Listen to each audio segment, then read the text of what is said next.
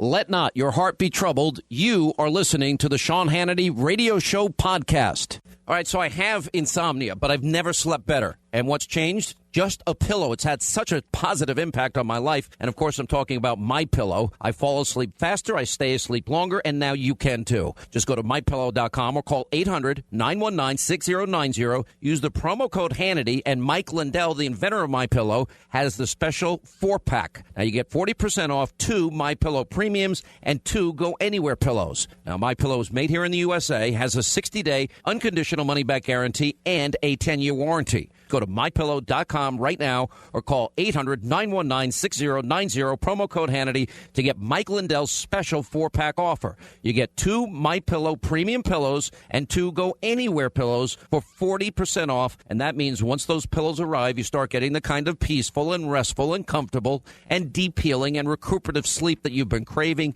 and you certainly deserve. MyPillow.com, promo code Hannity. You will love this pillow. All right, glad you're with us. Tuesday edition, Sean Hannity Show. Write down our toll-free telephone number. You want to be a part of the program. Topic 1, 2, and 3 today. We're going to spend a lot on the deep state, and we're going to spend a lot of time on finding common ground on this health care bill. Apparently, I'm told earlier today that the Freedom Caucus is very happy, and Rand Paul is very happy with the negotiations they've had with the president, but they are not happy with the few discussions they've had with leadership. But we're going to break format today, and instead of our opening monologue, we have room and are always welcoming the Vice President of the United States, and that is Mike Pence, who joins us now, hopefully to shed some light on this and other issues. How are you, sir? I'm great, Sean. Great to be back on. Thank you. Well, it's an honor to have you, as always.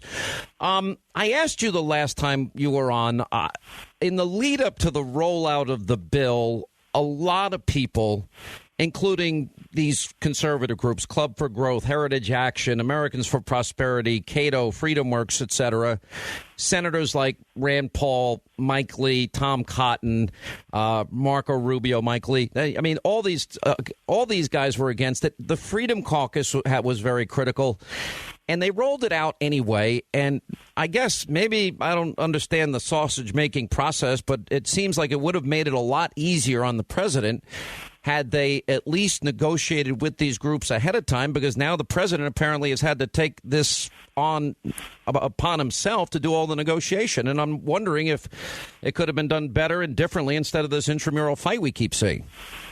Well, I actually think there's something very refreshing about it. Remember, Obamacare back in 2010 was literally written in the back rooms. And with all due respect, and I just came from Capitol Hill, and I was with Senator Cotton and Senator Paul and others who I greatly respect, and they're great, great conservative leaders.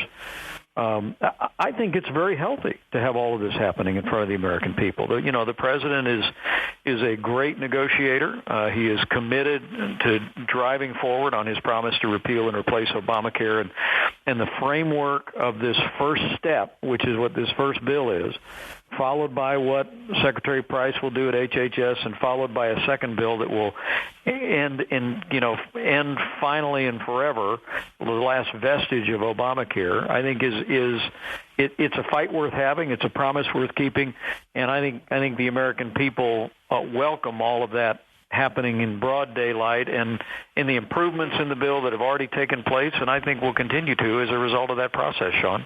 Well, I can tell you that I spoke earlier today with Freedom Caucus members, a number of them, and they were, I'll quote Mark Meadows, he gives the president an A+++ in terms of a willingness to talk, negotiate, get to a consensus, and make a deal, but he feels that the House leadership is offering only a binary choice, which is our bill or nothing. And so there seems to be, at least there are odds there, but I would imagine that if the president is telling the leadership that you got to include these guys and include some of the changes that they're offering to make it a better bill, that would be in everybody's best interest, right? Nobody respects Congressman Jim Jordan and Mark Meadows more than I do, and more than the president does. They love you, too. Yeah. But they're unhappy with the leadership in the House, I can tell you that. Yeah, but I'll tell you what, because of conservatives, the bill actually changed before it was unveiled. I mean, there were actually modifications because of what House conservatives weighed in on. And then since then, I would anticipate as this bill goes through the committees this week, goes to the floor next week, that you're going to see it continue to improve, continue to evolve.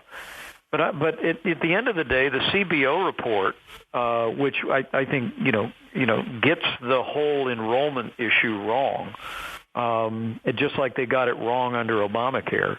But the CBO report says even just with this first step, within 2 years you're going to see premiums start to decline. I think is a very encouraging piece of news for all of us. The deficit savings, the elimination of $500 billion in taxes, the expansion of health savings accounts, giving states flexibility to reform Medicaid so it's better for the most vulnerable. These are all things that conservatives have been championed for a long time, and I think they're going to continue to drive and to make the kind of changes in this bill that will be a win for the American people. You know, I think it is important because I agree with you. I have a great respect for these guys in the Freedom Caucus, and I think they're kind of I think they're more representative of fighting for what was promised in terms of the bill.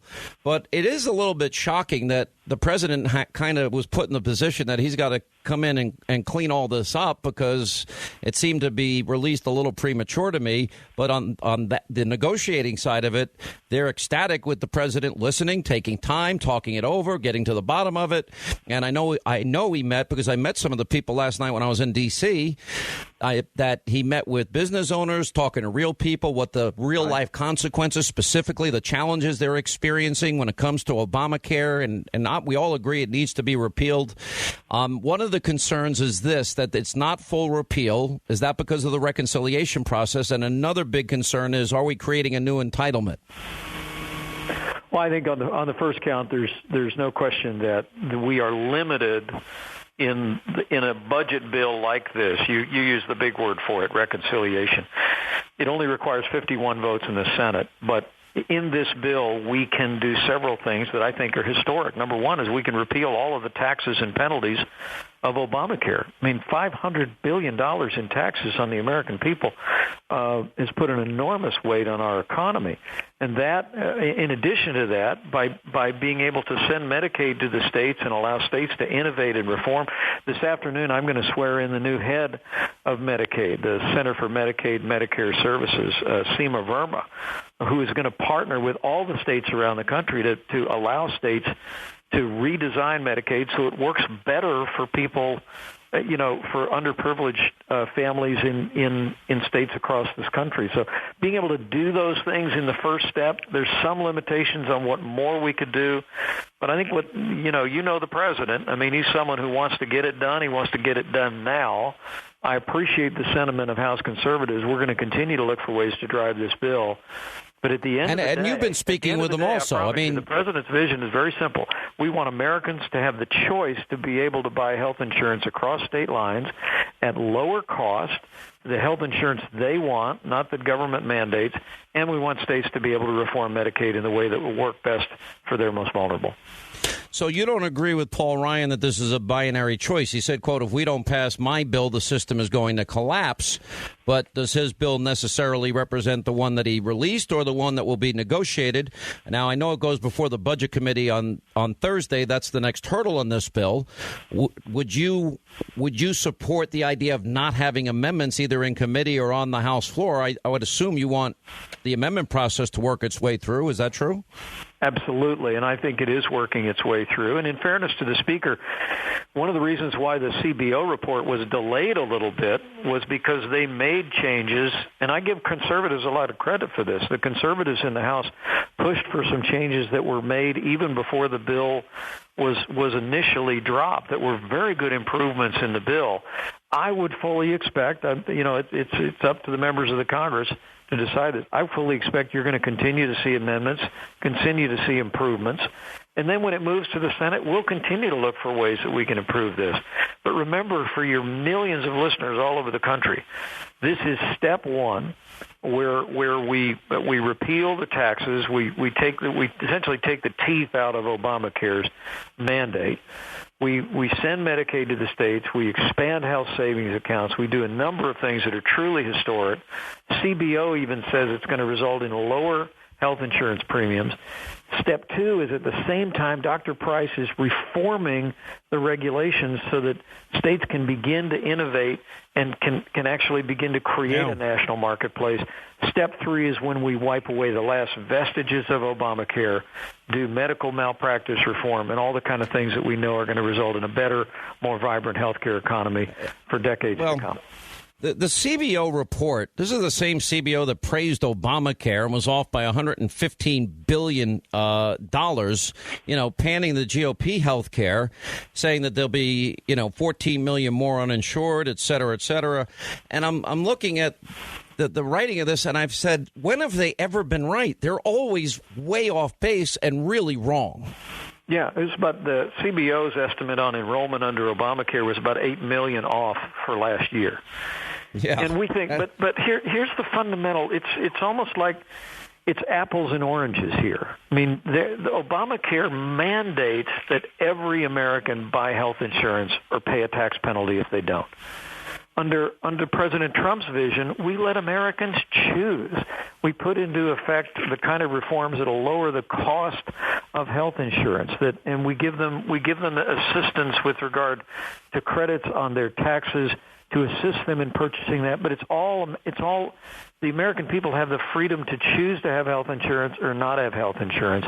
I think everything you're saying, the CBO has such a hard time making an estimate here, because ultimately it comes down to the choice of tens of millions of Americans, and frankly, that's where it should be, Sean. At the end of the day, if this bill passes, and after speaking with you and those Freedom Caucus members and Rand Paul and Tom Cotton and others, that every time they talk to the president, they're confident they're going to get to a deal. And if it happens, I would argue it's because of your negotiating skills and the president's negotiating skills and your willingness to listen to the conservative improvements of the bill. And I got to applaud you both for that.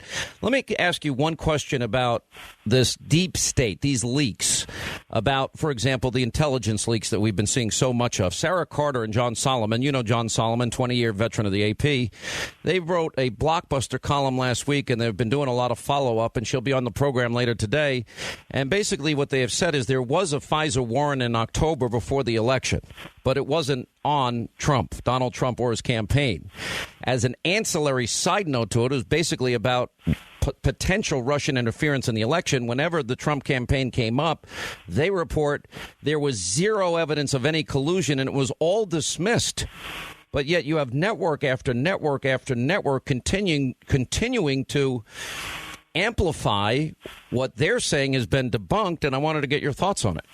Well, the President and I are very confident that the congressional committees that are looking at all of these issues will get to the facts, and they'll make that information available to the American people in a bipartisan forum. But look, you had the former director of the National Intelligence, James Clapper, say a couple of weeks ago that when he prepared a report on all these allegations about Russian collusion in the course of the campaign, he used the phrase, "There's no evidence to support that." And look, but we'll let the committees do their work. But on the larger issue of your point, this business of people within the government leaking classified information, leaking national security information, compromises the security of this country.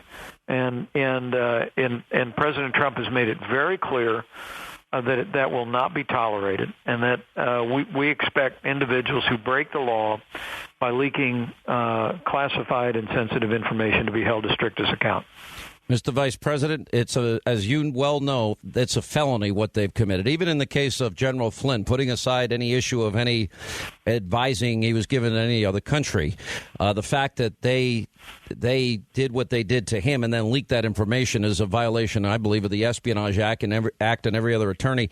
Can you give us a timeline when you think you can get the Freedom Caucus, get the leadership, get the Senate, get this health care bill done, because obviously there's a lot of other heavy lifting to do, not the least of which is to get the economy going, a budget? Well, I think, Sean, the objective is to continue to drive forward. And you're very kind about always toward me, but I'll tell you what, the president is pulling all the voices together on this. We'll have senators back in the building later today. We continue to interact regularly with members of the Congress. President is on the phone. I'm on the phone. And I would fully expect that we'll continue to move this bill forward in the House. The goal would be to pass the bill by the end of next week and hopefully to have gone through the process and passed it out of the Senate before Congress adjourns for the Easter recess. To your point, we have a Supreme Court justice who has hearings coming up a week from today.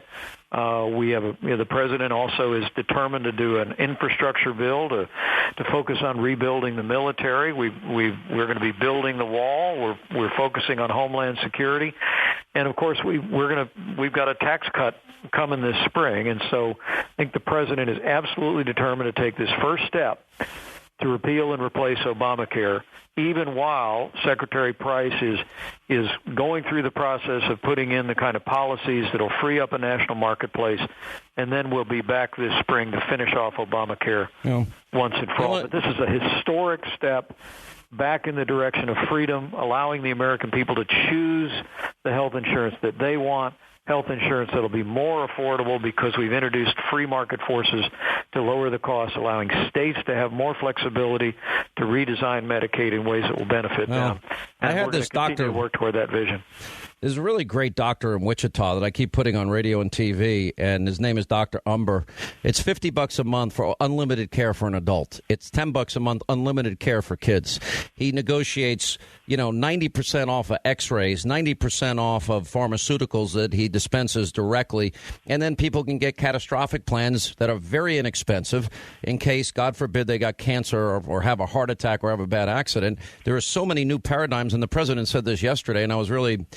that to me is the answer. The free market is going to be the answer. And guys like Dr. Umber, he's actually taught like 1,000 other practices how to duplicate his model.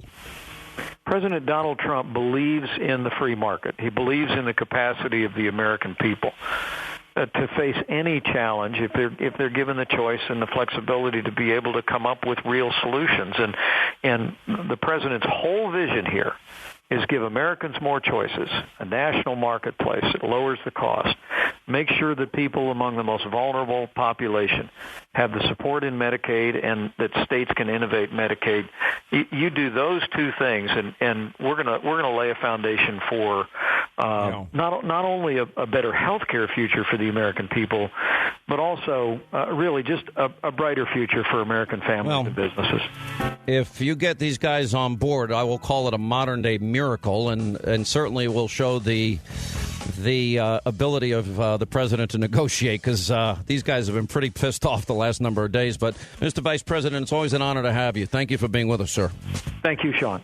Appreciate it. It's a must-win moment.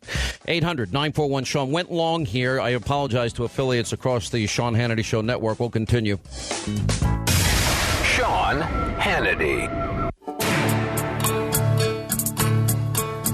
All right, we're going to stay on this health care issue.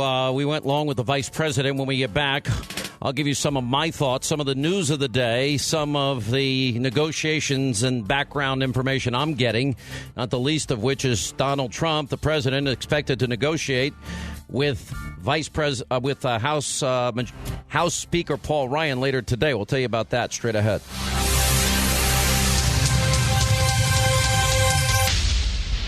Prices are for base buildings only. Do not include windows, doors, or accessories. Warning! Don't let your business get left behind in what is likely to be the biggest economic boom in recent history. If you need to build to grow your business, call General Steel today. Steel prices are expected to rise, but you can still lock in your price on a General Steel building if you call now. For example, a 40 by 60 foot building is still less than $25,000. Even an 80 by 150 foot building is under $99,000. Imagine 12,000 square feet for under $99,000. This building is designed for your needs, no wasted space. And you get the General's quality and 50-year structural warranty at a price you can afford. You can still save as much as half the cost and time of conventional construction by calling General Steel today. As much as half. So don't let rising steel prices put your project out of reach and stop you from making your company great. Call now. 877-81-STEEL. It's not too late. Call 877-81-STEEL. That's 877-817-8335. All right, 800-941-SEAN, toll-free telephone number. You want to be a part of the program. All right, Steve Scalise is the House Majority Whip. He'll join us. He thinks he's got the votes in the House. I'm not so sure based on conversations I had earlier today, so we'll do what we did last week. We'll put on one side, we'll reverse it. Last time we put on Rand Paul, and then we put on Paul Ryan, and it was like living in the Twilight Zone, hearing two completely different interpretations of the same bill. It's insane. And then we'll do the same thing today, except we'll reverse it. We'll put Steve Scalise, who supports the bill, on, and then we'll put the House Freedom Caucus members, Jim Jordan and Mark Meadows, on, and we'll get their take on all of it and so much more. All right, so I want to just stay focused here for just a second. The Hill is now reporting that President Trump will meet personally with Speaker Ryan today and pitch the changes to him what the conservatives want on the bill. Congressional conservatives. Everything here to me is just ass backwards. It really, especially after talking to the vice president. The vice president's meeting with the Freedom Caucus. He's meeting with senators. He's meeting with conservatives, because when you look at the list that opposes this bill, it is daunting. These are really smart groups. The Cato Institute, more libertarian, but remember, they're the ones that wrote the book, the Musgrave and Goodman book, Patient Power.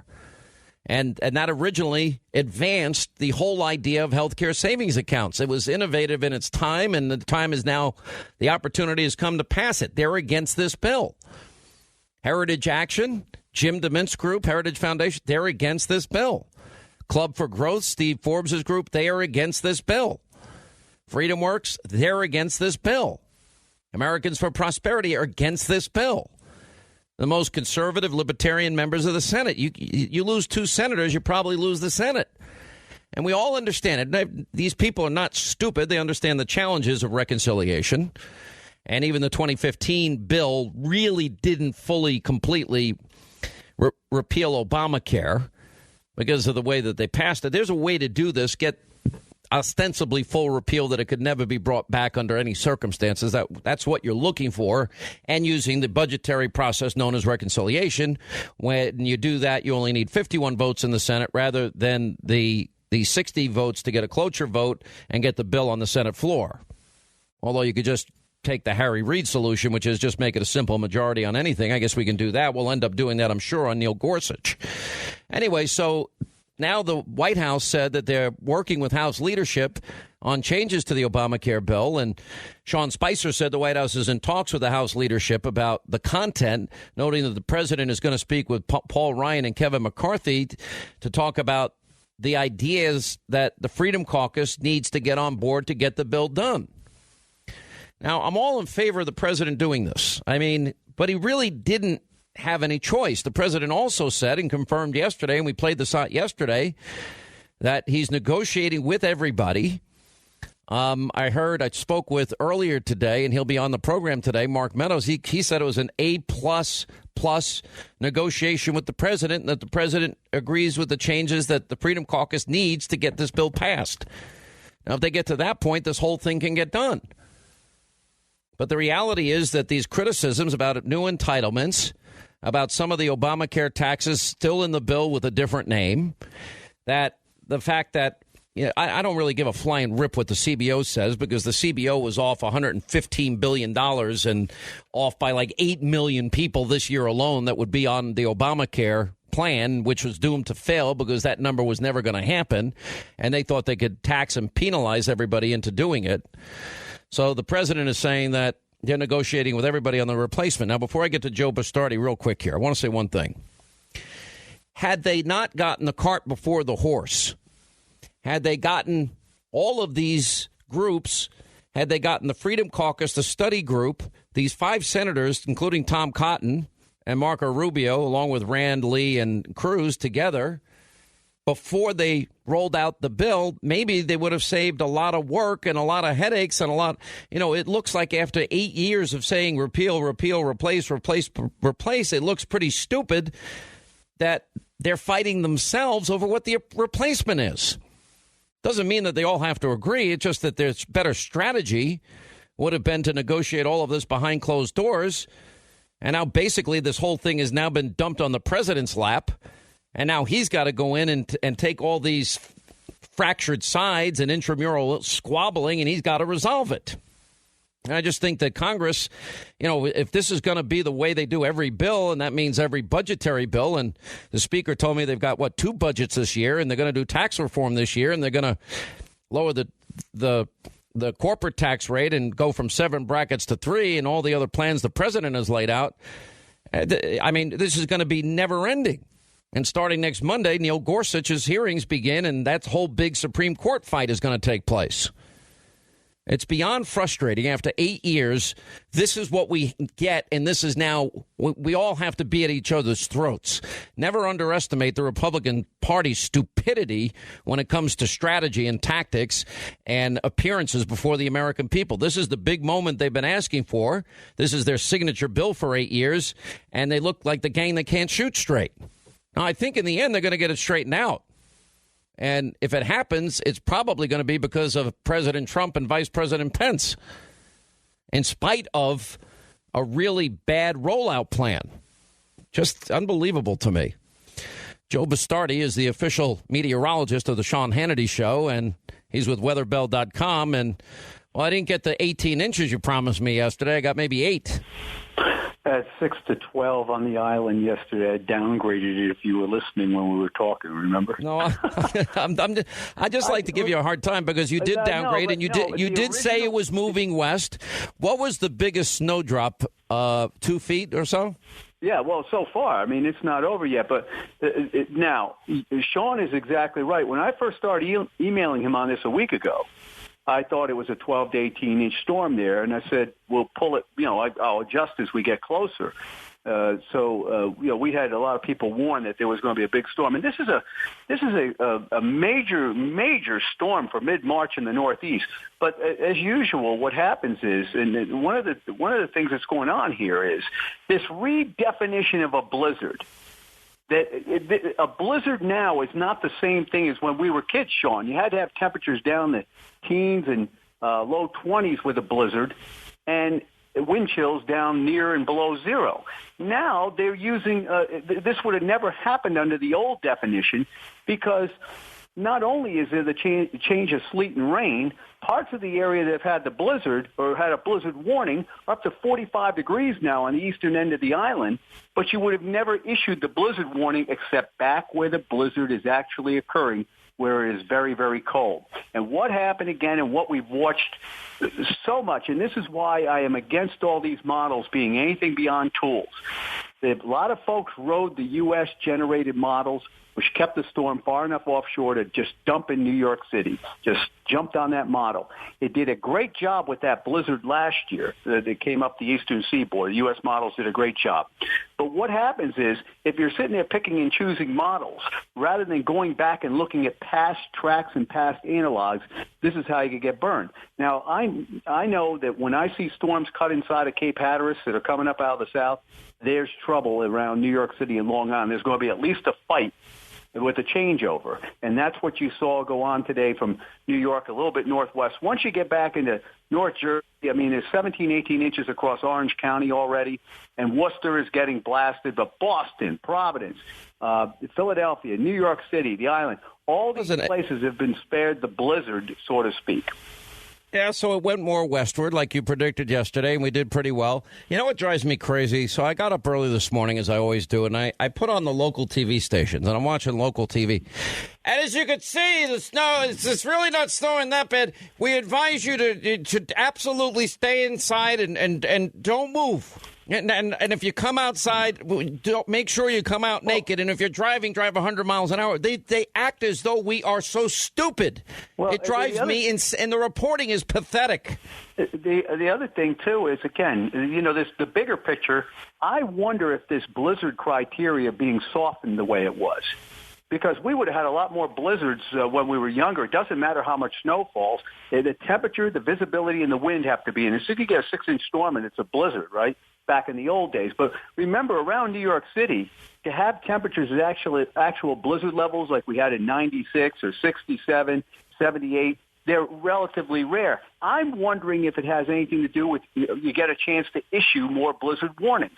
I would hate to think that's the truth. If that's the case, then what all these Weather Service offices have to do to maintain a perspective so I don't hear that there are more blizzards today than there were 30, 40, 50 years ago because of global warming, which is people say that. Oh, it's worse because of more snow. Isn't there more ice in the Arctic now than there's ever been in its history that you know of? No. In Antarctica? Let me tell you something.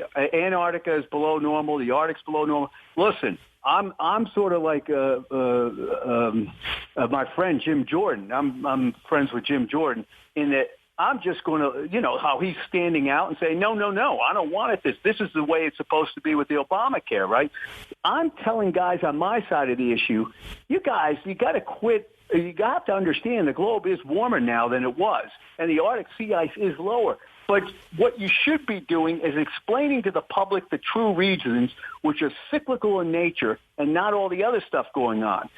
And I see it just as bad on my side, just like you see this stuff going on within the entire political. All right, so I got to run. So give me the bottom line. When does it end? Well, there's going to be backlashing tonight into tomorrow. And, of course, here's the problem. You ever try to shovel 6-8 inches of snow and sleet together when it's frozen up? So it's you gotta do it now when it's falling, or else if you try and do it tomorrow, good luck. Yeah, well, if you try to do it, the cold air has come rushing back into New York City. This was for mid-March is a very cold storm. But what happens is it continues moving northeast across southeastern New England. The center's coming right up I-95, so Boston and Providence is basically rain the rest of the way in with a strong northwest wind coming in. But if you start having to travel 40, 50 miles northwest of the big cities with the backlash that's going on, the wind, the blowing and drifting, there's where your true blizzard is. And, I don't know. All right, I got to run. I got more trouble with snow as a kid than you could ever imagine. Taking snowballs on the bus and throwing them at cars, that got me in trouble. Skitching got me in trouble. No, I can imagine. Sneaking out of the house and having snowball fights got me in trouble. Snow was nothing but trouble for me in my life. I got more beatings for snow-related issues than anybody in the history of snowstorms. So my favorite was grown up. Well, not really. I still do the same thing. I think I just throw them out of my car as I drive. So, all right. Thank you, Joe Bastardi. Some liberal snowflake is going to say, Hannity says he takes snow in his car and throws it at other cars. Unbelievable. By the way, thank God, President Trump told the State Department to cut more than 50% of U.S. funding to the United Nations programs. Thank God. Why do we have to foot the bill for them? I'm so sick of it.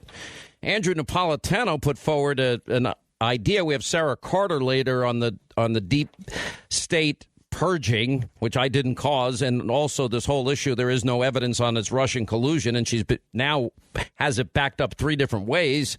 He said that some of the intelligence sources have informed Fox News that President Obama went outside the chain of command. He didn't use the NSA or the CIA or the FBI or the Justice Department, that, in fact, this British intelligence that dropped the dossier could, in fact, be responsible for some of the surveillance. That's different than what Sarah Carter and John Solomon are reporting. I don't know. Here's something as we talk about health care. The U.S. death rate jumped significantly after Obamacare's implementation. Not only the cost, but literally the death rate went up. 63% of Americans can't afford even Obamacare's deductible. I mean, all of this is unbelievable to me. It is just the classic screw-up of government in every way imaginable. All right, 800-941-SEAN if you want to be a part of this extravaganza. Sean Hannity.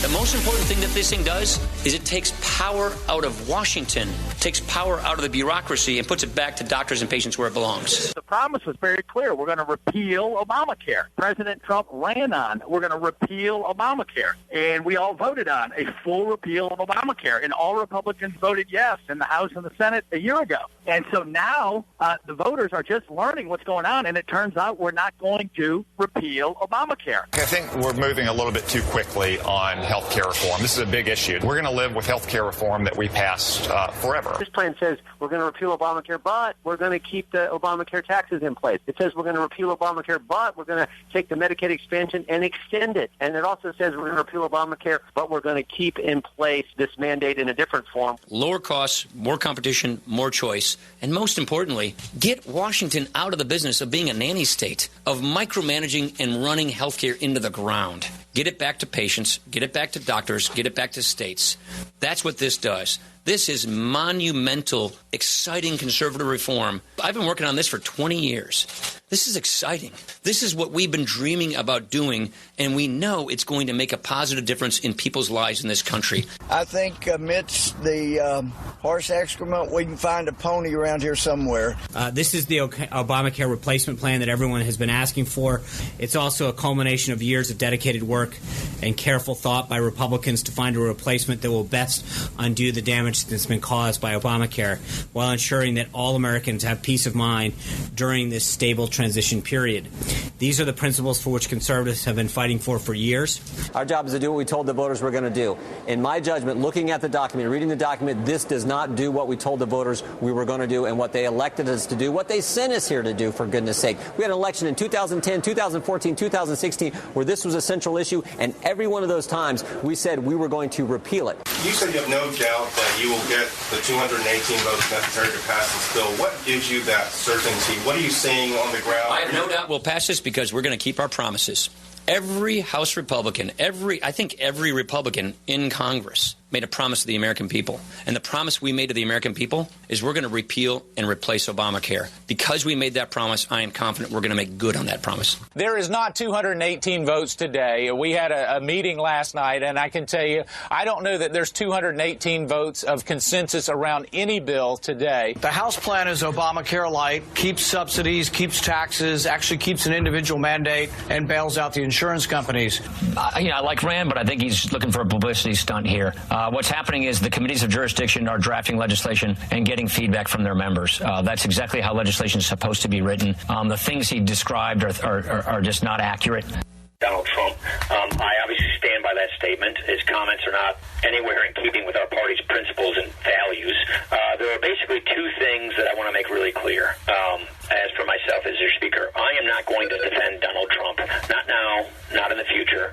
As you probably heard, I just invited him from my first congressional district GOP event this weekend, a thing I do every year, and I'm not going to be campaigning with him over the next 30 days.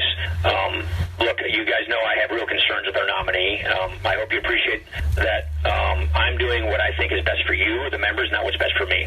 And so I want to do what's best for our members, and I think that this is the right thing to do. All right, that, of course, were the comments that were revealed by Breitbart late last night, which has kind of taken Washington, D.C. by storm.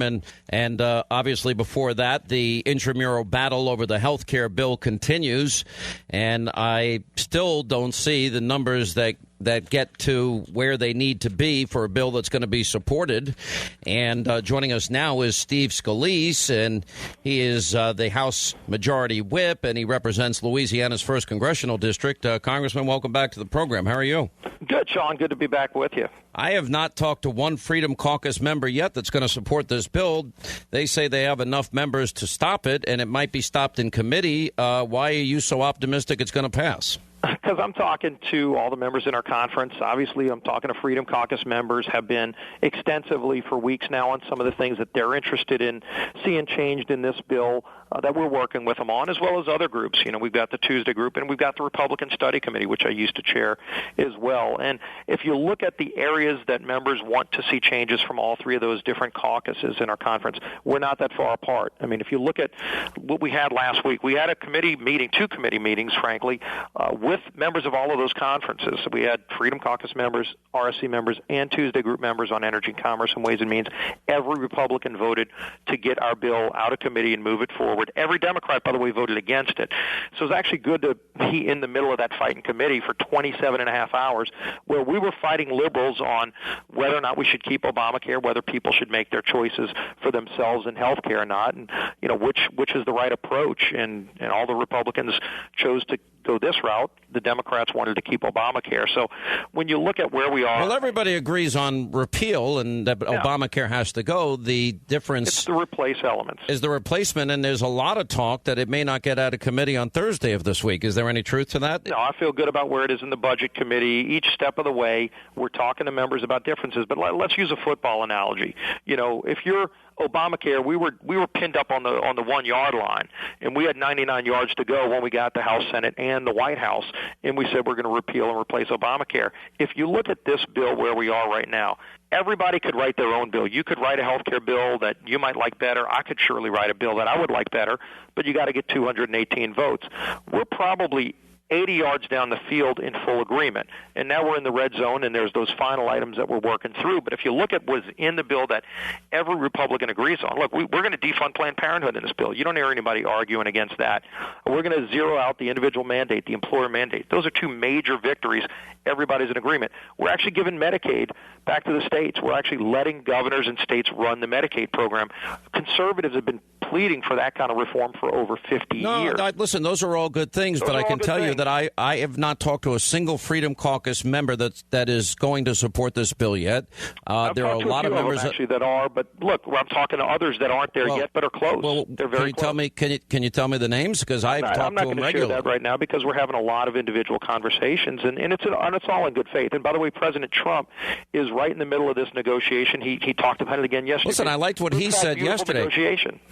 The thing that is frustrating to me, and maybe I'm just naive, Congressman, and maybe the fact that the way I do business isn't the way Washington works, but we knew all this opposition existed before you rolled out the bill. Why wasn't it straightened out behind the scenes, and why wasn't a consensus bill after 8 years built before you rolled it out, and now you're having this intramural party infighting on TV every night?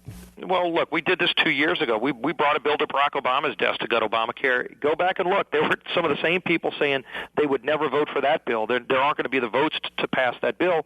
And, of course, we passed that bill, and it got to Barack Obama's desk. If it doesn't pass, if you can't get a consensus, it is going to be horrible for the Republicans. Oh, I agree. I think failure is not an option, and that's why you're seeing a lot of good faith negotiation. And ultimately, we're very close on the final details. But, look, I mean, everybody's got their own way that they would do it, but nobody's got the luxury of just having their own bill. I mean, Rand Paul, you've heard from him. I don't know if he has two co-sponsors on his bill. You need 51 in the Senate. In the House, we need 218. And we're talking to all of those members about the things that will get them there, and we're not far from getting a final deal. What are going to be the changes? Because the biggest arguments I hear are there's still mandates, and there would be to the insurance company, not to the government, that there is a new government entitlement program. This is what they all tell me, that it doesn't fully repeal Obamacare because of the reconciliation process. They wanted to go to the 2015 bill and then offer the replacement, and that some of the taxes remain under a different name. Are any of those things true? Because I had Paul Ryan on last week, right after I had Rand Paul on last week, and they both completely gave very different versions of what's in the bill. And if I'm confused, and I follow this in great detail every day, that somebody's got to be right and somebody's got to be wrong, and I want to get to the bottom of it. A lot of the criticisms that I had heard were actually the CBO score confirmed. People were saying, what about the taxes? CBO just confirmed we're cutting over $800 billion in taxes. So you're talking about American workers all across the country that are about to get an $880 billion tax cut in our repeal bill. that's a really big deal to families who are struggling. If you talk to people about lowering costs, CBO said once this is implemented, it's going to lower costs by over 10%. There's a lot of other, look, full repeal, we've always seen you need 60 votes in the Senate to do full repeal, which is why the bill we put on Barack Obama's desk guts the law. Clearly it guts the law, but it allows you to do it with 51 votes in the Senate.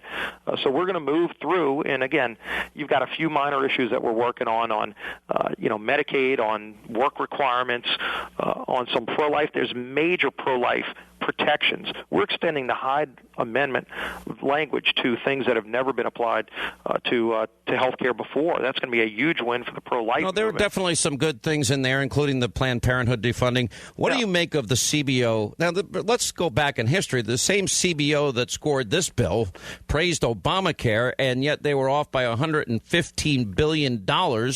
And now they say 24 million more will be uninsured, a $337 billion deficit cut that they're talking about coming in a coming decade with the GOP health plan. Wouldn't part of the reason be that the mandate is gone and some people are going to choose not to be insured at all? Yeah, and Sean, I pointed this out yesterday when I read the report. What's interesting, CBO said 14 million people are going to lose their health care benefits. And I looked at it and I realized nobody's losing anything there. 14 million people, according to their estimate, because we're giving you freedom now. You don't have to be on Obamacare. They're saying 14 million people will choose to get off of Obamacare. Well, that's like saying if the government was telling you you have to buy a car and it has to be a minivan, if you said, you know what, I want a pickup truck, then the CBO saying, oh, well, you just lost your minivan. Well, you never wanted it. I want to get back. We'll continue with Steve Scalise. He is the House Majority Whip, and we're talking about the health care bill. We'll get back into how this comes to some type of conclusion in a minute. Fighting the Trump-hating liberal media one day at a time. This is the Sean Hannity Show.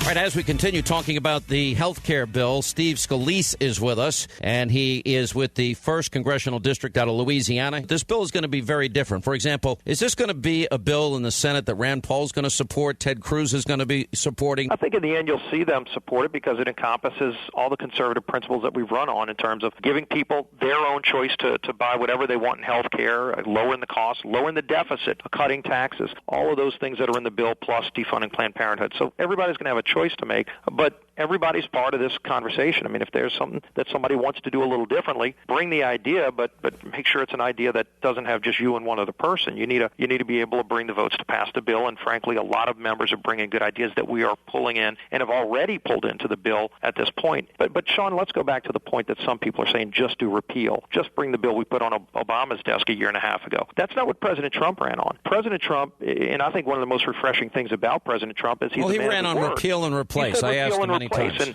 And I think it's very important that we follow through on that promise because it's not just about getting rid of Obamacare. It's put in place a better system where you can make choices and you can actually pay less for a health care plan that you want. Were you surprised at the opposition that emerged after you rolled out the bill from the Freedom Caucus Study Committee? All these senators, the Club for Growth came out against it, Americans for Prosperity. They all came out dead set against it. Were you surprised? For some people that haven't been through it, maybe so. But look, I was here a year and a half ago as the Majority Whip when we said we were going to put a bill on Barack Obama's desk to gut Obamacare, not replace, just to do the repeal elements. A lot of those same people were against that bill, and ultimately it passed overwhelmingly.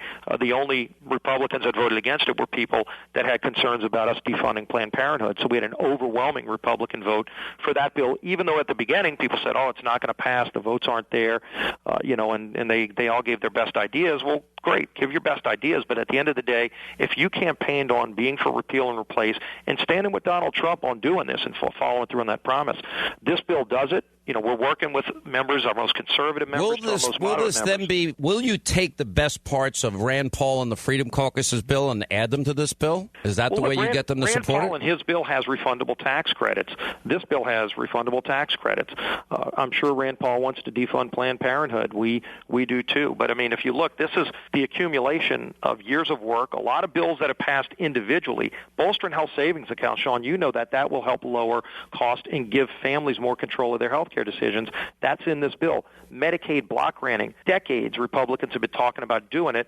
We finally put it in this bill, and it's going to pass. And you don't view that those that criticize that as a new entitlement, they're not accurate? Well, it's not a new entitlement. Frankly, it's conservative orthodoxy. People from Jim DeMint to Tom Price, who's now HHS Secretary. I think most people, when Tom Price was going through, has Jim DeMint endorsed this bill? Has Heritage endorsed it? We're still talking to all of those groups, and they're giving good ideas. But we're also talking groups like National Right to Life and Susan B. Anthony and other conservative pro-life groups that love the language we have that extend Hyde protections and defund Planned Parenthood. All right, last question. At the end of the day, you think you will have a bill that Rand Paul, the Freedom Caucus, the Study Group, Ted Cruz, Tom Cotton, Marco Rubio, Heritage Action, Cato, Americans for Prosperity, Freedom Works will support? You think you're going to get there by amending the bill? Well, I don't deal with the Senate, but in the House, we have a strong majority of members that want to do this, and we're going to have a majority, 218, that ultimately support the repeal and replace elements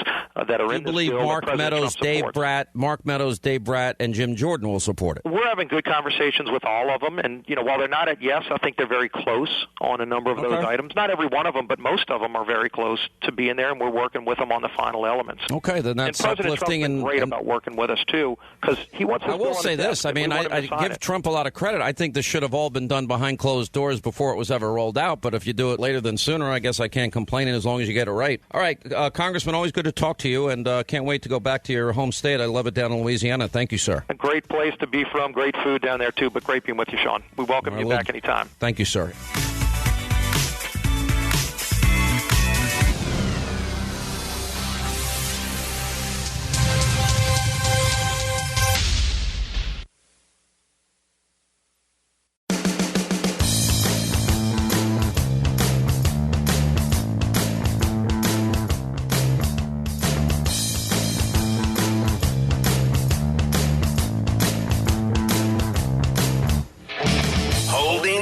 Accountable. Sean gets the answers no one else does. America deserves to know the truth about Congress. All right, 25 now till the top of the hour. Toll free. Our telephone number is 800-941-SEAN. You want to be a part of the program, all right? Like we did last week, we put Rand Paul on, and then we put Speaker of the House Paul Ryan on, and it was almost like living in the Twilight Zone. You get such a different perspective about the state of the health care bill. We just had on Steve Scalise. He is the House Majority Whip, and he is convinced with all the conversations that have been ongoing that the Freedom Caucus and the Study Group and Rand Paul and Ted Cruz and Tom Cotton and Marco Rubio and Mike Lee are all going to support it, and all these varying conservative and libertarian groups that have opposed the bill they'll end up supporting it also, as the president, I guess, is now taking control over bringing the differing factions together. Anyway, I'm not sure if they were listening because I'm sure they're very busy men, but from the Freedom Caucus, we have Congressman Jim Jordan of Ohio and Mark Meadows of North Carolina, and welcome both of you to the program. And I don't know if you were listening the last half hour. Any chance that you heard your colleague Steve Scalise? Well, I did. This is Mark. I did hear Steve, and it's interesting as we start to look at this when we talk about taking health care premiums down. It seemed like the debate got to, well, we're giving American citizens a tax break. The only break they want is a break on their premiums, and I can tell you we're having great discussions with the White House. Here in the House, not as much, Sean. And so in other words, the president has been far more open in terms of listening to your ideas and incorporating them into a final bill. He has. He's been extreme. I give him an A++. Let me tell you, he has reached, and not just to the Freedom Caucus, to everybody. And we understand why he is such an unbelievable negotiator, because he's willing to listen and willing to make the tough calls. So I applaud him. He's trying to bring everybody together, and in the end, it's going to be his bill, not Speaker Ryan's bill, that we end up voting on, and I'm encouraged by that. Well, I'm encouraged by you saying that. So the Freedom Caucus and Rand Paul, you guys partnered together with your own bill, and I've had you on multiple times, all of you, talking about the criticisms. I brought all of them up with Steve Scalise. He seemed confident that the Freedom Caucus will end up voting for it. Rand Paul will end up voting for it. And Congressman Jordan, did you hear any of the interview? I did, and here's the concern. Why is every major conservative organization in the country opposed to it? Why are every major conservative healthcare policy expert having concerns with this bill? Why are there 5 conservative senators who don't like it, and why are there so many conservatives in the House who don't like it? Because it doesn't fully repeal Obamacare. Now, I like Steve, but he talked about the tax cuts. Yeah, they are cutting some taxes, but they're not cutting all taxes. And they're bringing back the Cadillac tax in year 2023. So that's not what we told the voters we were going to do. It has an insurance subsidy in here. We didn't tell the voters we were going to repeal Obamacare, but keep some insurance subsidy in here. And we certainly didn't tell them we were going to keep Medicaid expansion and extend it for several years. So, all right, I don't like the way the bill was. I don't like the way the bill was rolled out. To me, it was ass backwards, if you don't mind me saying so. And considering it's government, it doesn't shock me. And everybody knew I had all of you in the Freedom Caucus on this program, and many senators on, and a lot of these groups on, right here on this radio program and on my TV program, and they were all angry at the fact that they didn't get a chance to see the bill before it came out. Paul Ryan's argument is, well, everyone was invited to the different meetings that took place, and everybody had a chance to weigh in on it. But I would have built the consensus that all of you like together, and I would have had the president announce it with a joint Republican Senate and Congress, and this is our replacement. Why didn't they do it that way? Well, in hindsight, they sure should have. The bill was rolled out 6 days ago, was taken to committee. No amendments were allowed to be offered. No amendments will be offered in the Budget Committee on Thursday, and then they're going to bring it to the floor and expect us all to vote for it. That's not how the legislative process works. Are you saying when they bring it to the floor, there's not going to be an opportunity for amendments now? When you hear people say it's a binary choice, it's this way or no way, that's not how it's supposed to work, and that's not fair to the 750,000 people that Mark Meadows represents, to the 750,000 people I represent, and to every member of the United States House of Representatives, and frankly to all the senators. You have to be able to have a real legislative process. That's not taking place right now. And when you look at this bill, doesn't fully repeal Obamacare, doesn't lower premiums, and doesn't unite the party. So that's why we've been working. All right. And Mark White, the White House has been great to reach out with us, but we're trying to make this thing consistent with what we said. Okay. So you've had how many meetings with the president, both of you? Jim and I met with the president last week and actually had a couple of conversations with the president. Then we've had probably no less than 4 additional conversations with members of his staff at different levels, and I can tell you that they are all extremely engaged and willing to listen.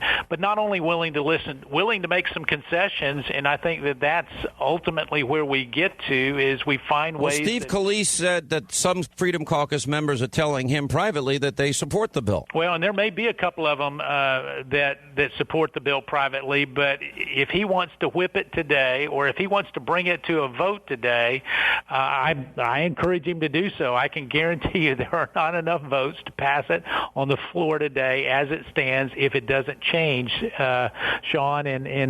Will it get out of the Budget Committee on Thursday? I believe it'll get out of committee, just like it got out of the Energy and Commerce and the Ways and Means Committee, Sean.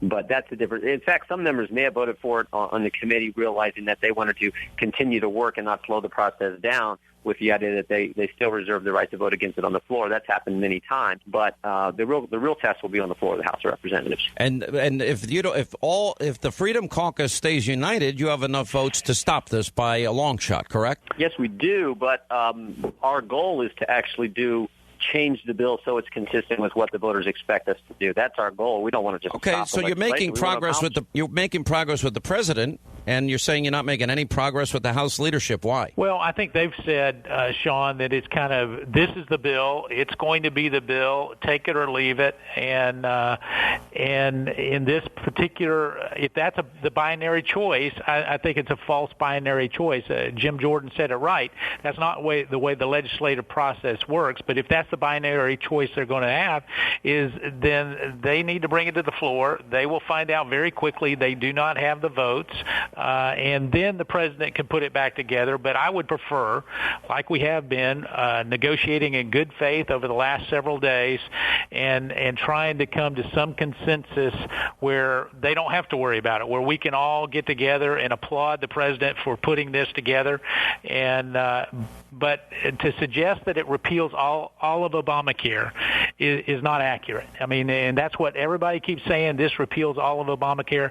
The most fundamental part of this are the insurance regs and the essential health benefits. Those two things affect prices more than anything else, and they're still in. Paul Ryan told me last week that the 2015 bill didn't fully repeal Obamacare. Was he right?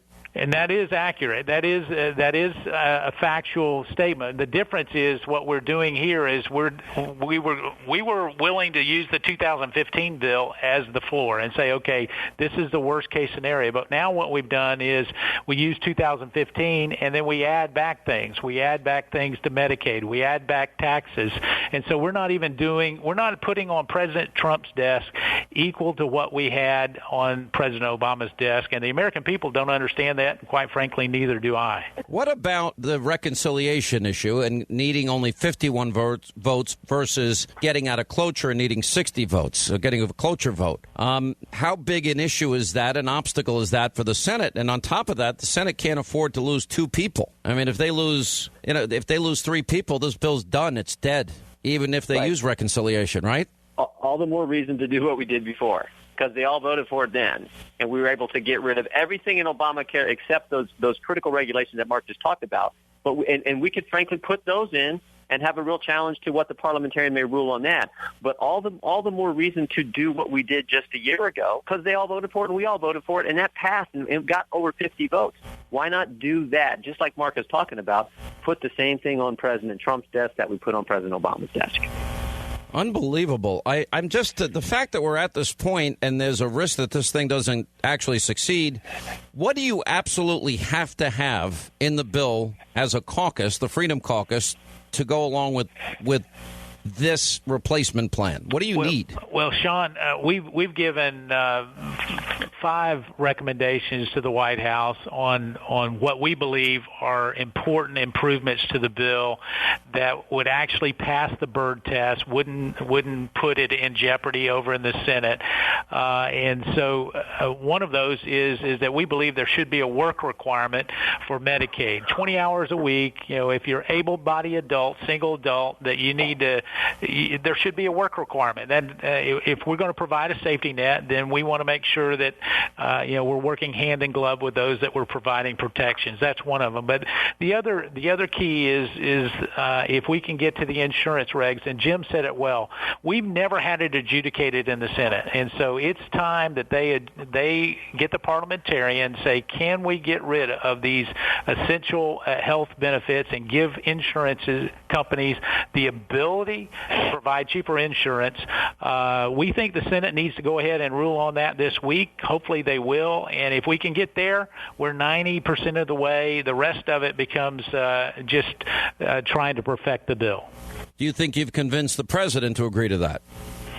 I don't want to speak for the president. I can say this, that if my conversations are any indication in the way he's negotiating on the health care bill, any indication of the way he negotiates on other things, I think we're going to find some common ground.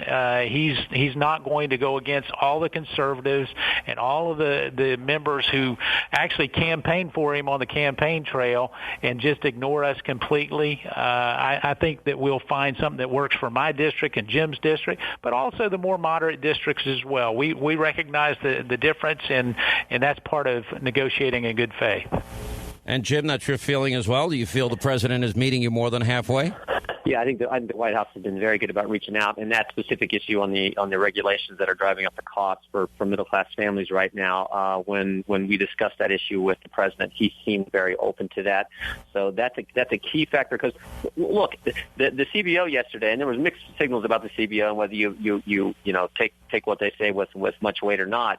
But the truth is, they said premiums go up. If this bill passes, the Speaker's bill, premiums go up for the next 3 years, and then they decline 10%. But they don't decline 10% from where they're at. They decline 10% from where they're projected to head under Obamacare.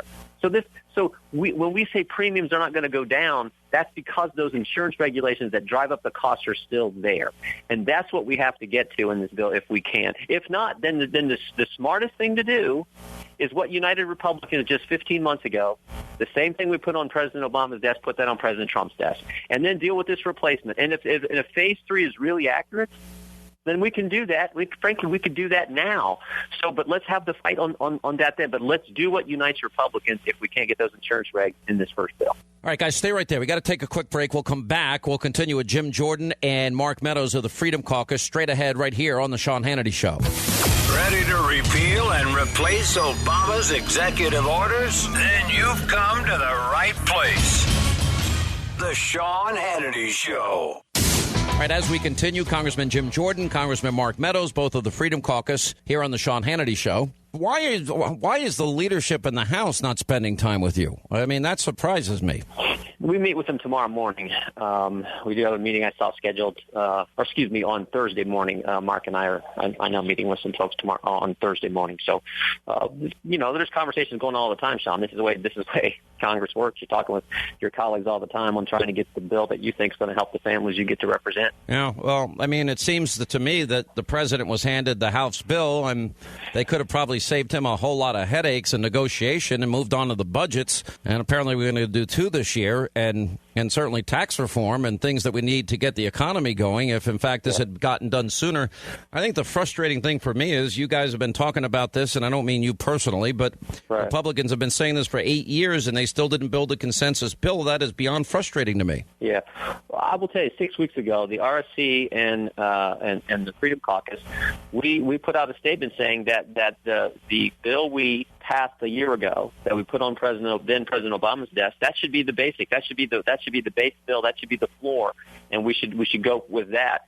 And unfortunately, that's not what was rolled out by leadership. And Mark Meadows will give you the last word today. And what do you think the odds are this gets done? Well, I think the odds are if leadership's willing to negotiate in good faith, there's 2 other willing partners. The Freedom Caucus and the president are willing to negotiate in good faith. And so if they're willing to come to the table and negotiate in good faith, then I'm optimistic that we can get there. The president, if you got the busiest guy, the most powerful guy in the world, willing to negotiate in a personal way to get this across the finish line, then the least that all of us could do is invest the same kind of capital. I'm committed, Jim's committed, and hopefully our leadership's committed to finding that sweet spot for the American people. All right, really appreciate both of you being with us. We obviously have to stay on this. To me, failure here is not an option, but a bad bill is not an option either. So I'm glad to hear. I'm not surprised that the president, this is what he does. He's a good negotiator, and he's trying to bring the factions together, and I give him a lot of credit for that. And I just think they got the cart before the horse, releasing this, rolling this out before they had built a consensus. And I think they could have saved themselves and the president a lot of headaches by doing it differently. But what do I know? I'm just a private sector guy. You're spot on, Sean. Spot on. Well said. I only run 16 businesses, so I don't know a thing, I assume, right? All right, Congressman Jim Jordan, Congressman Mark Meadows, thank you both for being with us. 800-941-SEAN if you want to be a part of the program. Sarah Carter, the latest on the deep state at the top of the hour, and you won't believe what Project Veritas has released. Tape will shock you, and it shows and reveals a lot. When we come back, News Roundup, Information Overload Hour is straight ahead on the Sean Hannity Show.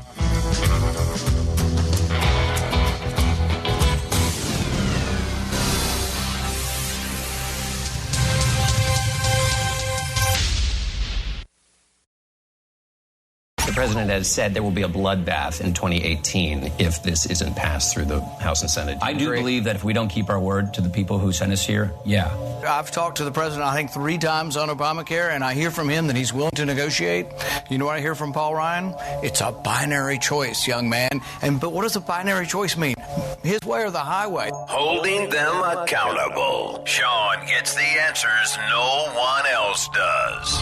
Freedom is back in style. Welcome to the revolution. We burning down the night, shooting bullets at the moon, baby. This is how we roll. Sean Hannity. The new Sean Hannity Show.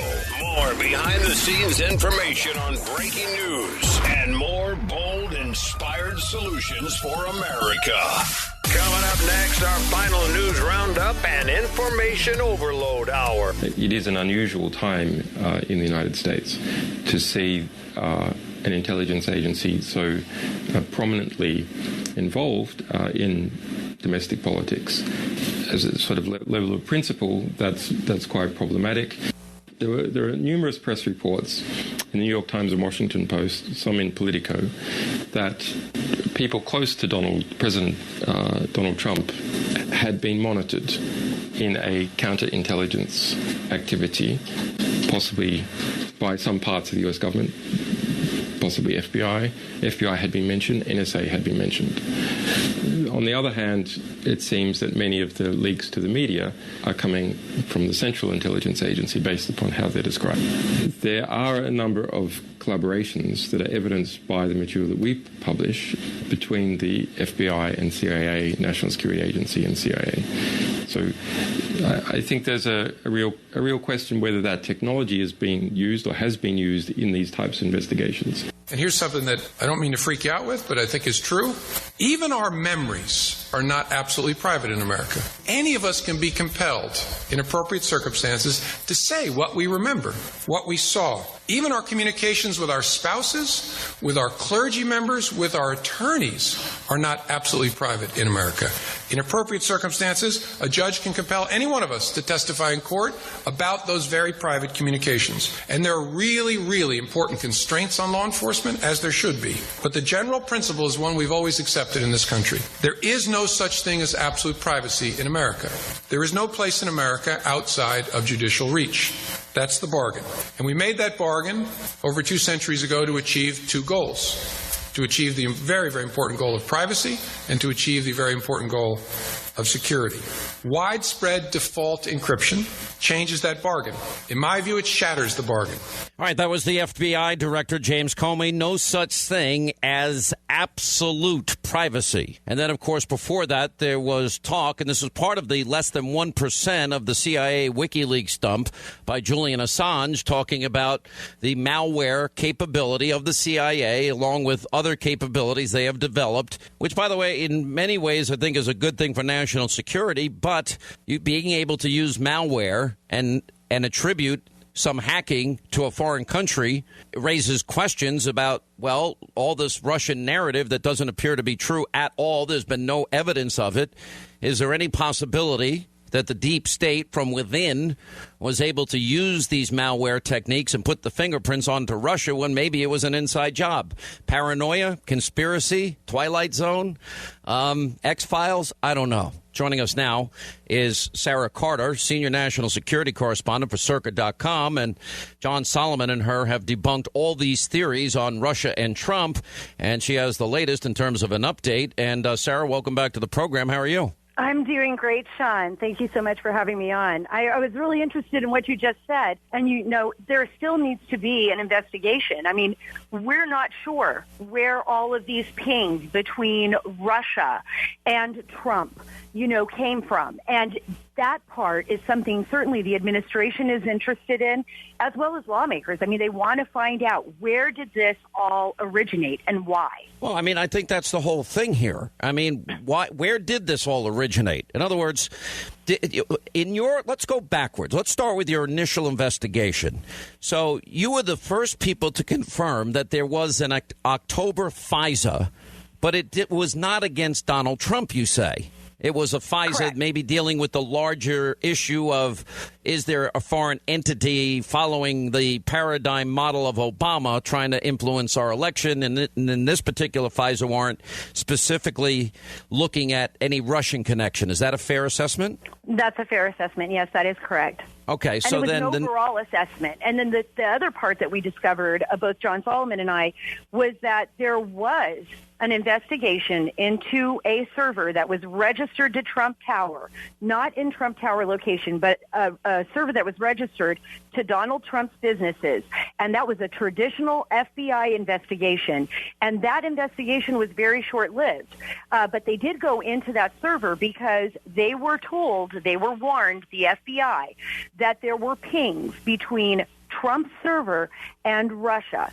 So somebody went to the FBI and said, hey, you need to look at this because we see some kind of movement between candidate Donald Trump's server and Russia and a Russian bank. And that is when the FBI chose to, at that point in time, open a traditional investigation into the server and looked into the server. And I got to tell you, they immediately, according to very high-level sources, they immediately shut down that investigation when they found absolutely no collusion, any evidence of criminality, is better to put it that way, between Donald Trump and the server that was supposedly pinging back and forth to Russia. Wow.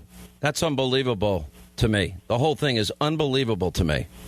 So they found. So in other words, even though the FISA warrant was not about Trump or surveilling Trump, in the course of their investigation, into Russia, they did look into aspects involving Trump. Is that correct? Okay, and they came up with absolutely nothing. That is correct. That is what we have been told and verified. Yeah. Okay, and you verified it. So, okay, so the FISA warrant was not about Trump. They did it as part of their investigation at different times as it relates to this particular bank, if I'm not misunderstood. They did look into any connections. They found nothing whatsoever. This has been going on since November. There's no media outlet that I know that has brought any evidence forward of any collusion. Have you seen any? No, I have not. And I think that that's what's so concerning is that there was such an emphasis from the media and from many, politicians as well, that there was this collusion between Trump's team and the Russians, but there was absolutely no evidence brought forth, no solid evidence that proved that.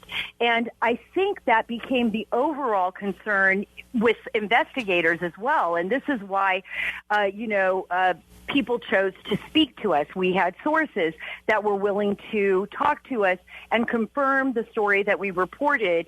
And that's where the biggest concern is, because as you know, Sean, once it's out there, it's out there. And then everybody starts jumping on a bandwagon and looking at it and saying, well, what did Trump do? What did his associates do? What kind of collusion was going on with the Russians?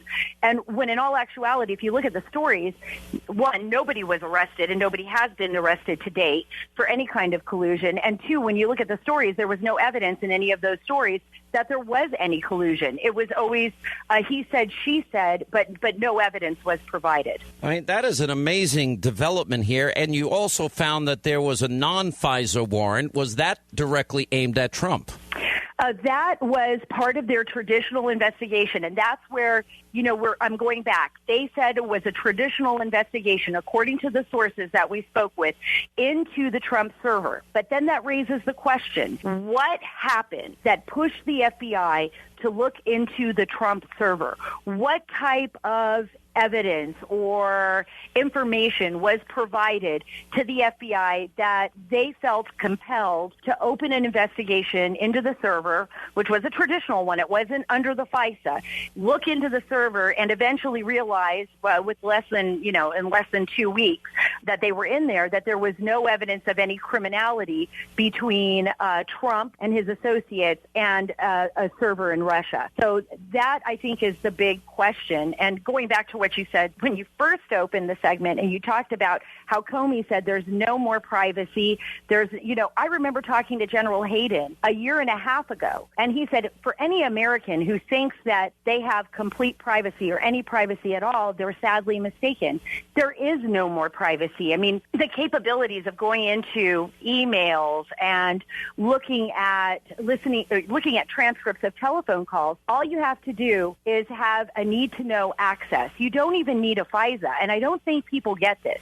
You don't even really need a FISA.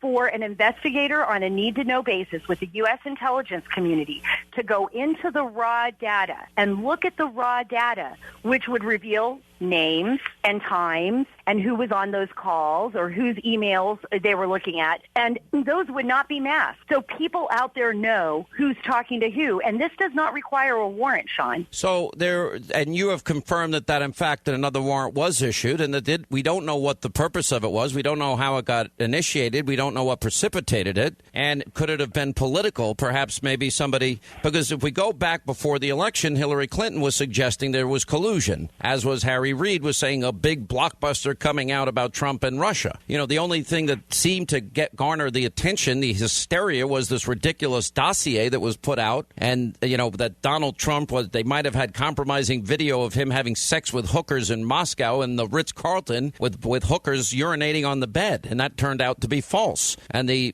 other Correct. thing that came up was that in his performing his duties as a senator, Jeff Sessions, he did meet with the Russian ambassador, as did so many others. And it was not about the campaign. He was not a campaign operative, and he answered directly Al Franken's question. Correct. I mean, and if you look back even with the leak on the dossier, right? I mean, this dossier was also supposed to be classified and not be out in the public because, in fact, U.S. law enforcement, U.S. intelligence officials had not corroborated hardly anything in the dossier. There was very little in the dossier that they had corroborated. It was almost like, Christopher Steele, who had put this dossier together, was given two little bits of truthful information that amounted to nothing, and then, according to some of the intelligence officials that I spoke to, given a lot of malarkey that could never be corroborated. Now, that doesn't mean that in the future something won't be corroborated. But right now, according to U.S. intelligence officials, that dossier, there's not much to it. They weren't able to corroborate a lot of the evidence or a lot of the claims, let's say, a lot of the claims that were made in that dossier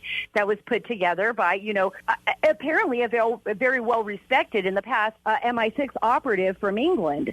So it's strange. You see these leaks, and you ask how much were they willing to pay that guy? That's the guy that came up with the dossier, and they were going to pay this guy and put him on the payroll. Stay right there. I also want to ask you what this means for the media, what it means going forward, and where this may end up. Bringing jobs back to America and getting America back to work. This is the Sean Hannity Show. All right, as we continue, we have with us Sarah Carter, and she is a senior national security correspondent for Circa.com, and she, along with John Solomon, her colleague, have debunked any theory, any collusion on Russia and Donald Trump, but the media keeps breathlessly, hysterically reporting that it keeps going on. Are these guys in the media that are not listening to your blockbuster report, are they going to end up with a lot of egg on their face? I can't say if they're going to end up with egg on their face, but according to the sources that we've spoken with, that is a good conclusion. I think what's disappointing is that despite what anybody feels politically, you have to tell the truth. You have to get the truth out. I mean, this cannot be a partisan investigation into Trump. It has to be very they have to look at each subject and be able to tell the truth about what's happening. Whether that reveals that there was no collusion, I mean, that's a fact. And now, they're going to keep digging, and we've seen that. They keep moving forward, keep digging for more evidence to try to prove something that, according to U.S. intelligence officials and senior sources that we've spoken with, does not exist. So when does the intelligence community or law enforcement community come out and say this isn't true? I mean, I know that Clapper said it, that they had no impact on the election, but that hasn't stopped anybody. And it's like it's almost become a narrative. You repeat a lie often enough, and everybody seems to believe it.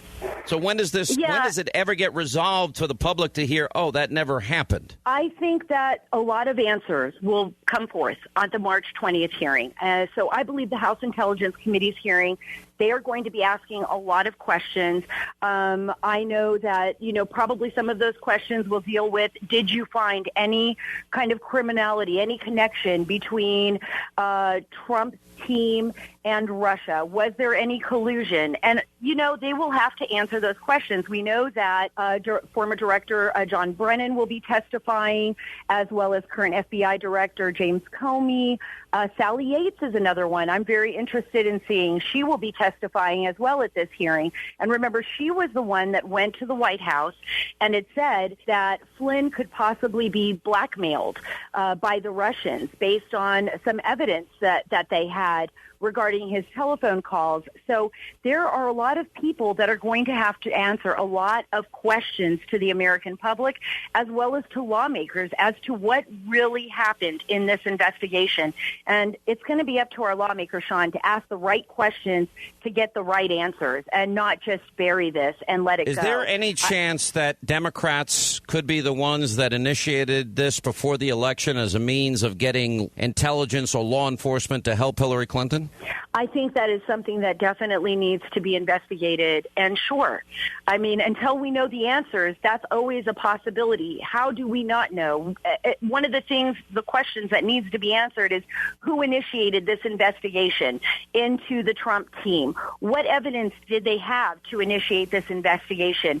And was that evidence provided by people that were partisan to Hillary Clinton? I mean, that's something that needs to be looked at and needs to be looked at diligently by those involved in asking those questions, which are lawmakers on the Hill. I got to run here, and it's getting interesting. As Sarah Carter, great work. We appreciate it. 800-941-SEAN. When we come back, a blockbuster investigation that exposes a teacher union attorney getting off a known pedophile, somebody admits committed rape against children.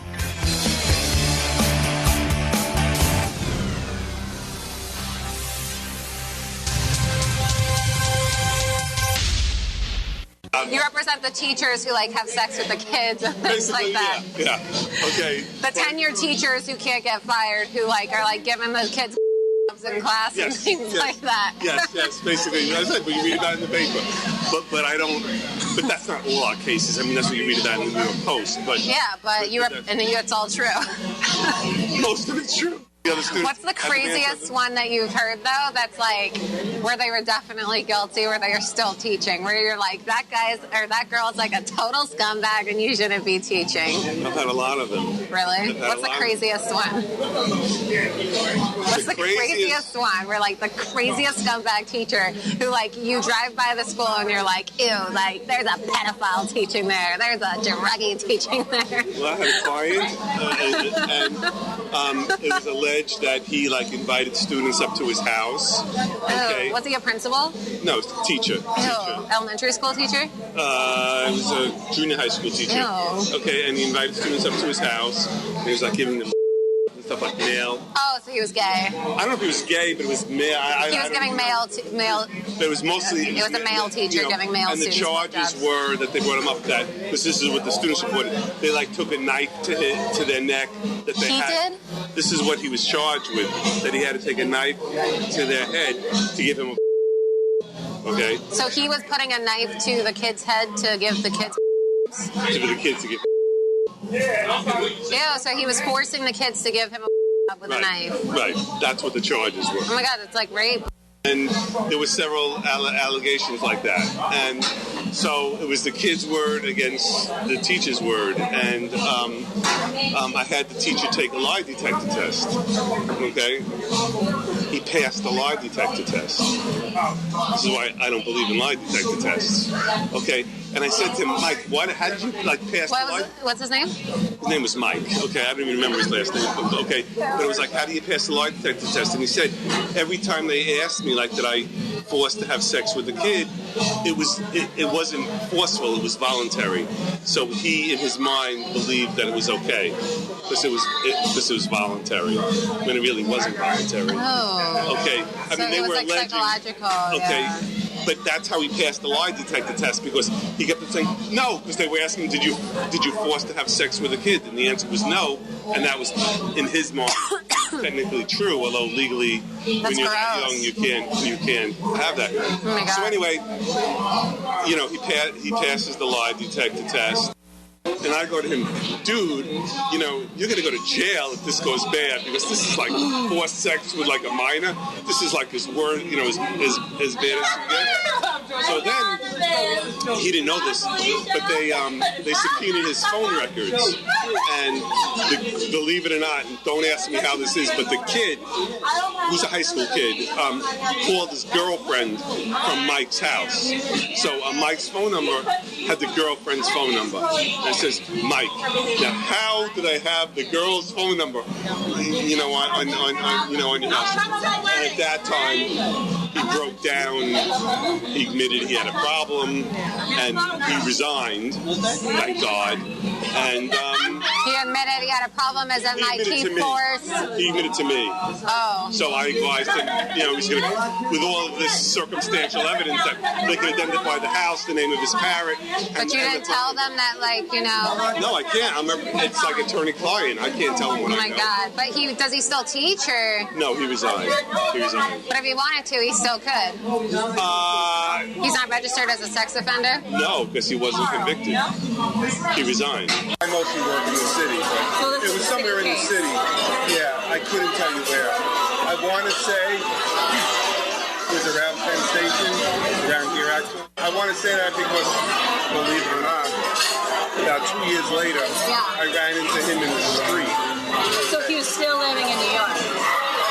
Get this, he was running for city council handing out flyers. All right, that was a new audio tape of James O'Keefe, Project Veritas, an ongoing investigation into the teachers union. In this particular case, you have the attorney for the United Teachers defending a teacher that his own lawyer is admitting has a problem and admitted to actually having sex with minors and cheating a lie detector test, admitting he has a problem by putting a knife to their throat to have oral sex. James O'Keefe is with us, another blockbuster tape that I'm sure the media will ignore. How do you ignore this, and how deep is this problem? And I'm hearing this, and I'm thinking, now, if there's one guy that belongs in jail, it's the client of the teachers union guy. Yeah. I mean, Sean, thanks for having me on. This is, I was going to tell your audience to fasten their seatbelts because this is beyond shocking. This is about as bad as it gets. This is horrific. This is the head of the teachers union in New York State Teachers Union, basically bragging about how broken the system is, describing, you just heard all that. He was describing how one of his teachers was raping a child and forcing oral sex with a knife. Horrific. And he admits the system is broken. And this is very important. We have Betsy DeVos as our current education secretary now, barely got in. The treatment of Betsy DeVos during that hearing, by the way, is itself unconscionable. And now we have these types of things.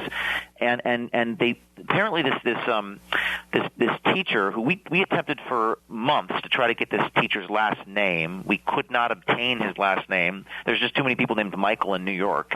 But he's at large. He was never convicted, and this was all done under seal so that nobody knows about it. This person you heard, this official in the teachers union, is breaking privilege by bringing this up because it's so outrageous, even to him. Well, how did it come up? I understand it was a holiday party in December of 2015 when you got the original recording, and this had happened some time ago. It's a 16-minute video. This guy, as an attorney, speaking so openly about the guilt of a teacher and a client about such a horrific and evil crime was breathtaking in and of itself, but he admitted pretty much everything, and I guess the more shocking part of it is this guy is walking the streets of New York today, apparently. Yes, it was at a holiday party a little over a year ago, and then so we began the process of doing what we do. Sometimes it takes us forever to track these people down.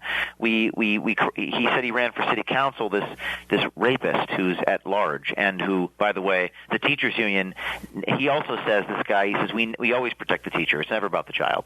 So he's laughing while he's describing how broken the system is.